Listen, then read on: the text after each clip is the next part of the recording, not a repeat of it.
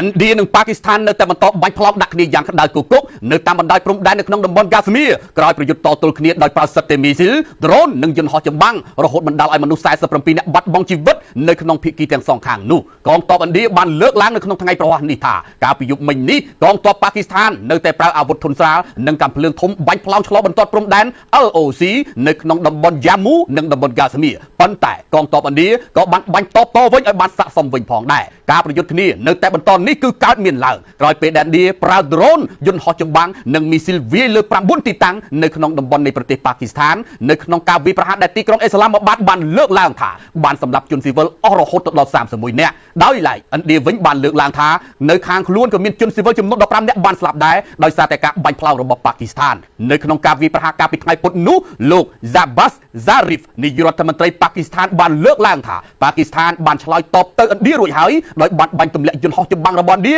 រហូតដល់5គ្រឿងឯណោះប៉ុន្តែលោកនៅតែបន្តបដិញ្ញាសងសឹកដោយលើកឡើងថាជនស៊ីវិលប៉ាគីស្ថានមិនអាចបណ្ដោយឲ្យស្លាប់ដោយទទេនោះឡើយនៅក្នុងភាពតានតឹងនេះក្រុមអ្នកវិភាគបានមើលឃើញថាឥណ្ឌាហាក់បីដូចជាស្ងប់ចិត្តក្រោយសងសឹកកាលពីថ្ងៃពុធឲ្យជនស៊ីវិលដែលស្លាប់រហូតដល់26នាក់នៅហ្គាស្មៀរហេតុដូច្នេះអ្វីគឺអាស្រ័យទៅលើប៉ាគីស្ថានតែប៉ុណ្ណោះបើប៉ាគីស្ថានជ្រើសរើសផ្លូវសងសឹកលើឥណ្ឌាបន្តទៀតឥណ្ឌាក៏ទំនងជាវាយបកមកវិញកាន់តែខ្លាំងដែរដោយសារតែឥឡូវនេះឥណ្ឌាបានបន្តឲ្យជនស៊ីវិលហាត់សមពីរបៀបការពារខ្លួនបន្តទៀតហើយមួយវិញទៀតឥណ្ឌាក៏មិនខ្លាចប៉ាគីស្ថានដែរដោយសារបើនិយាយអំពីចំនួនទ័ពនិងសព្វវុធឥណ្ឌាមានច្រើនជាងប៉ាគីស្ថានសឹងតែពាក់កណ្ដាលទៅហើយបើនិយាយអំពីគ្រាប់នុយក្លេអ៊ែរឥណ្ឌាក៏មានច្រើនជាងប៉ាគីស្ថានដែរ